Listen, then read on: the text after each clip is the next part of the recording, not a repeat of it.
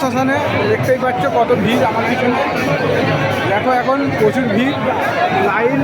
তারামার মন্দিরের শ্মশানে এখন যজ্ঞ হচ্ছে। আমার পাশেই দেখো যজ্ঞ হচ্ছে, এইখানটায় দেখতেই পাচ্ছ এখন যজ্ঞ হচ্ছে।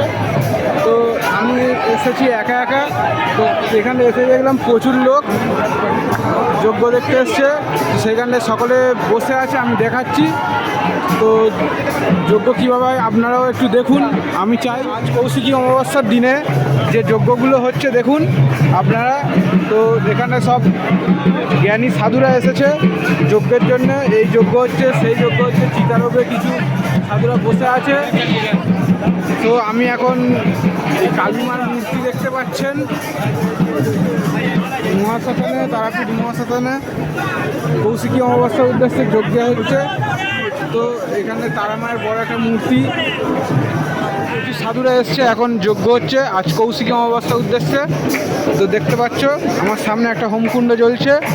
তো এখানটায় তারামায়ের ছবি এবং প্রচুর সাধুরা আছে। তো যজ্ঞ এখন শুরু হয়ে গেছে, এখন বাজে 8:30। আমি এসছি, একটু পরে রুমে চলে যেতে হবে। আমার হোটেলে যেহেতু বলে দিয়েছে তাড়াতাড়ি রুমে চলে আসার জন্য। এই চুল্লির ওপর প্রচুর সাধুরা বসে আছে, দেখতেই পাচ্ছ কত ভিড়। আমার মতো প্রচুর দর্শনার্থীরা এসছে কৌশিকী অমাবস্যার উদ্দেশ্যে দেখতে।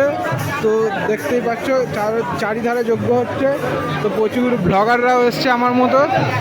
আমরা এখন হাঁটছি যেগুলো, সেগুলো পুরো ছাই, চিতার ছায়ের ওপরে আমরা হাঁটছি। আর সামনে দেখো তারামায়ের কত বড় মূর্তি।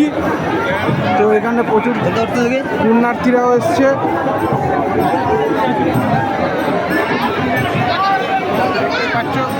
ভোলে বাবার ত্রিশূল।